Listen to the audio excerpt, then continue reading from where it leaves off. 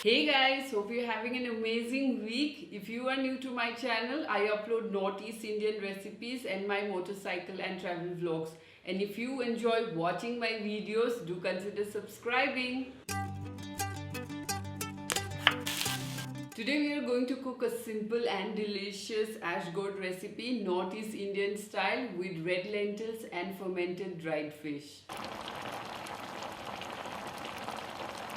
It's an oil-free recipe that we will cook with an alkaline solution locally known as Khar, and you can replace it with cooking soda. The dish is really perfect for summer months as the Gourd has a cooling effect. So now without further ado, let's check out the ingredients. Gourd, red lentils which is soaked in water for a couple of hours, crushed ginger, fermented dried fish or normal dry fish, green chillies, khar or cooking soda, and salt as per taste. Now let's start cooking our Kumra dal khar. First of all, we will chop our Gourd into large chunky pieces and keep it aside.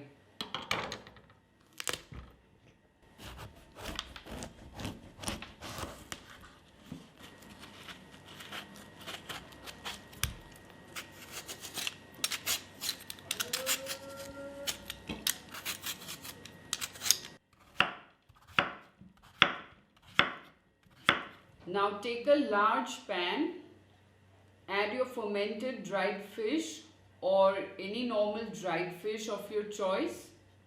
Roast it on a low flame for a couple of minutes on both sides.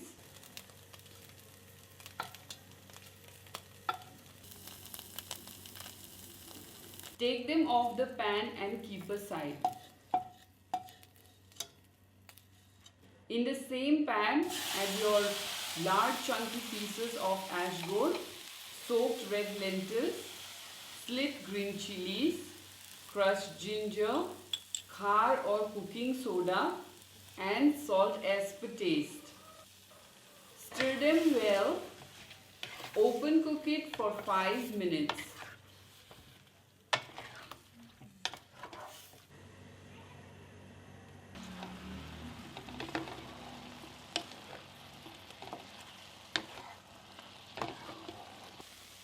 Once the water is almost dried, add about 2 to 3 cups of water and open cook it on a low flame until the lentils are completely boiled and mushy, which will take about 30 to 40 minutes. And ensure that you occasionally stir in between. Please ensure that you do not cook it on a high flame since the cooking soda or khar will froth and spill all over your stove.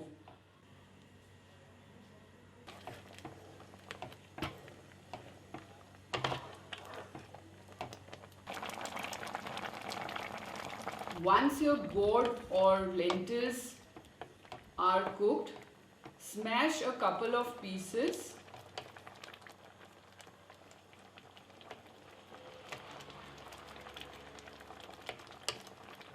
And then add your roasted fermented dried fish. Stir it well. Cook it for 5 minutes so that the fermented dried fish can get infused into your gravy. And just like that, our Kumra khar is ready. Here is our Kumra dal khar, and if you look at it, it looks really simple, just like its ingredients. And there was no added color, so it has got all the beautiful color and might look slightly brownish after we added the fermented dried fish. If you wish, you can make it a vegetarian version just by skipping the last step, that is adding the roasted fermented dried fish or any dried fish of your choice. It has a beautiful earthy flavor that's coming through, and it's basically because of the khar. And this dish is really healthy if you look at it from the chemical composition side as well. It will really ease your stomach and it's good during the summers. Also, there's a beautiful flavor that's coming from the fermented dried fish, and it's becoming really hard to resist now. So I'm going to have this yummy Kumra Khar with some fried potatoes and beans, which was fried with turmeric powder and little bit of salt. Also to accompany, we have green peas, which I have boiled and then made a salad using, I mean, the other ingredients in that salad is mm onions, yeah, Indian gooseberry, which were finely chopped just to add a little bit of sourness. And I'm sure this green pea salad is going to be good. So if you have any other salad recipe, do consider sharing with me. But this is how we enjoy at home. With whatever ingredients we have, we ensure that we always have salads.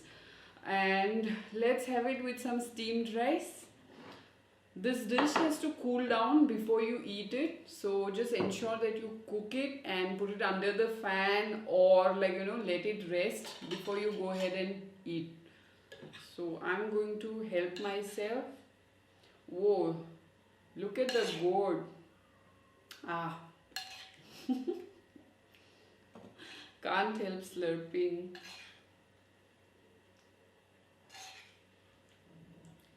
And if you have observed, the fermented dried fish got completely dissolved into, the gravy. As mentioned, I guess many times we prefer our lentils gravies to be slightly thick.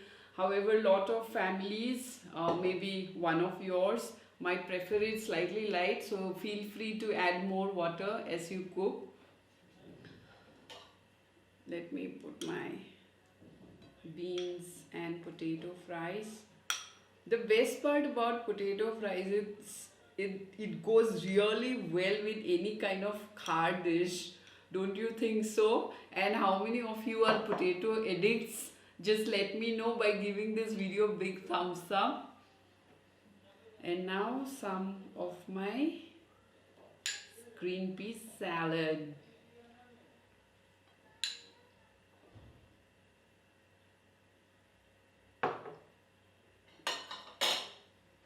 Whoa, my plate is looking really divine, and I know there are a lot of nutrition, and makes it a wholesome meal. This would have been a vegetarian, like I mentioned earlier, only if you skip the dry fish. So that I'll leave it optional, and this is something that how we eat at home. So if you prefer it that way, please feel free to keep the dried fish as optional, as well as making the gravy runny. So that I'll leave it to you.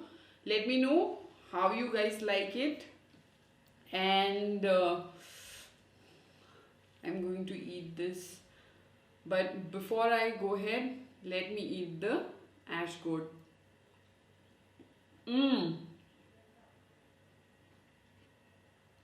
It has absorbed the lovely flavor of lentils, green chilies, and the fermented dried fish is just kicking. That is why we can't do this dish without the fermented dried fish.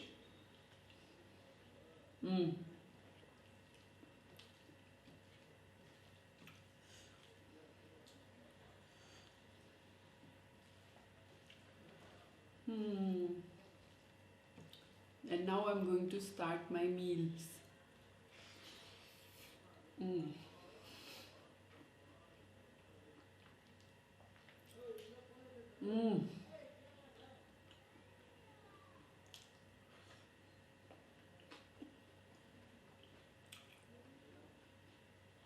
The green peas is really nice.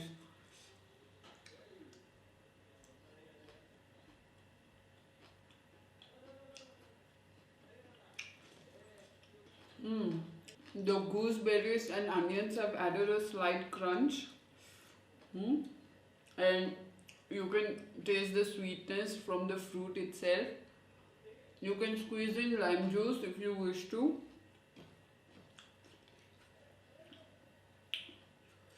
This is really not spicy, but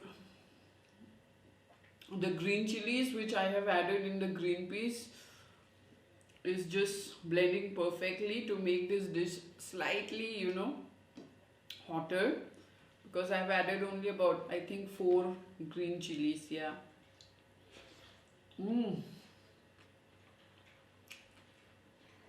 This meal is so comforting.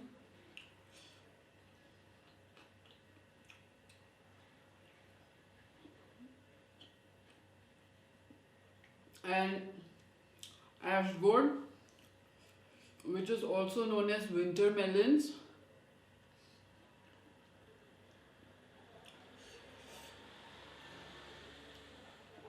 actually cools down your body, and it's quite popular, in East and Southeast Asia.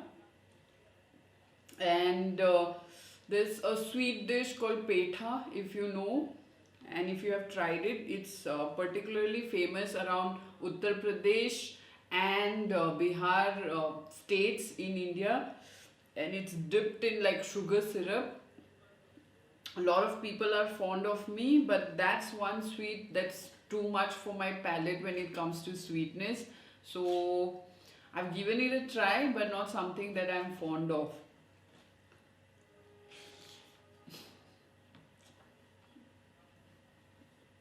And with the soaring temperature,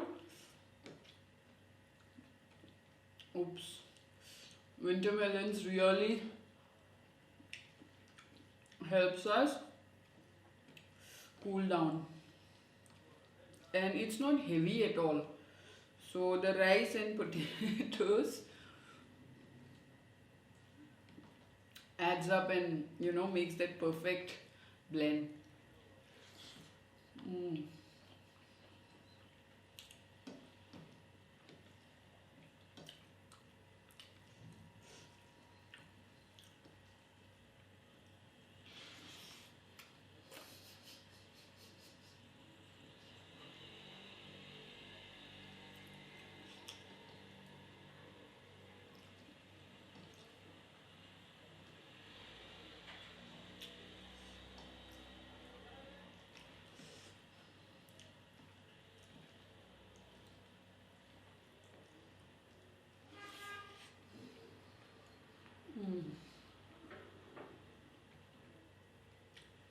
The flavors, textures.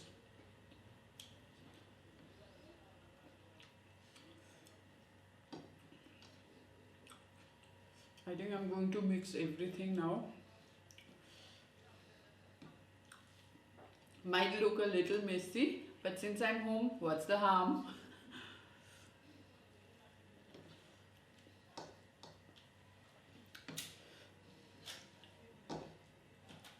Okay, some more helping of this dal.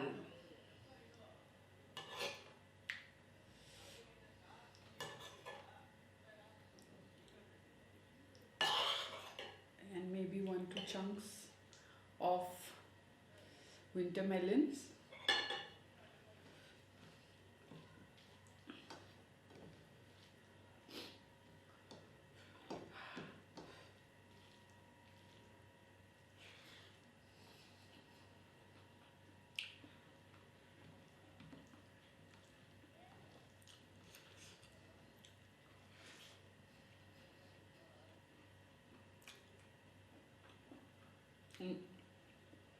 The ginger is something, the flavor just slightly peeps through this dish, and I'm really loving it, and I hope you can see it too. So while as I was reading today about ash gourd and its origin, a little bit history, I came to know that ash gourd is a part of pumpkin family, and apparently earlier it was not edible and it was bitter. Can you imagine a bitter and inedible winter melon? So with with the change in the way the vegetable was cultivated, it automatically transformed into this dish. And this is probably one of the vegetables that was there in both the old and new world. So that was quite an interesting fact to know about vegetables, which I quite enjoy reading, being a foodie. Ah.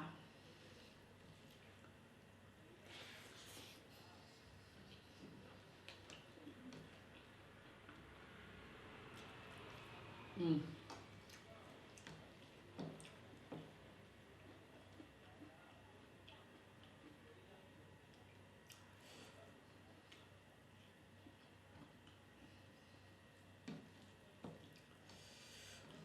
And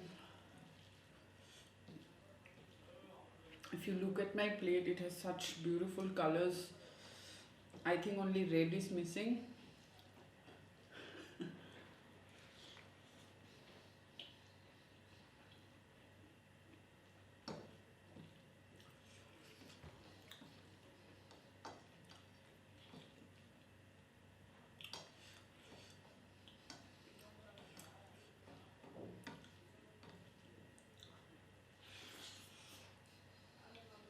Mm.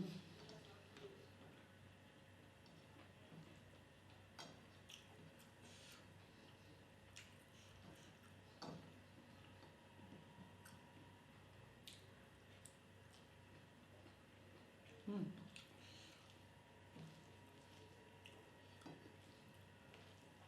Wow, this chili was really good.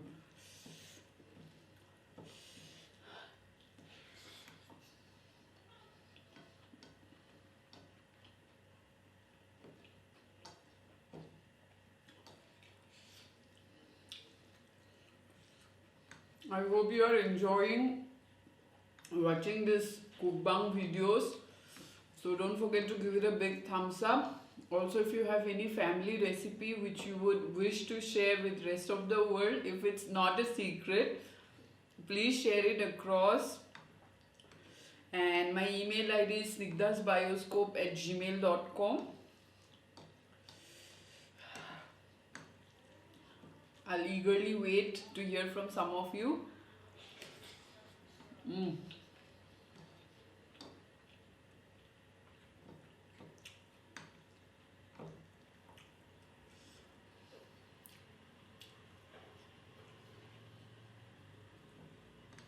I know I'm sweating really profusely because I think today is around 34 degrees Celsius.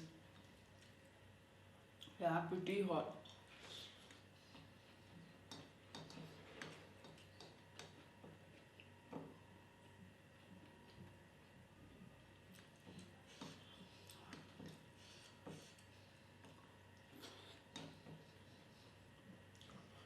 Mm. What a lovely meal. I hope you enjoyed watching this. So go ahead and prepare our Kumra dal khar, and also let me know what you think about this recipe. I'm sure you will enjoy it.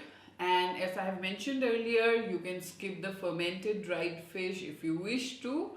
And I'll be back with another new recipe, so keep tuned in to my channel, and also please consider watching rest of the videos if you have not yet. And that's about it for now. I need to drink some water. Bye.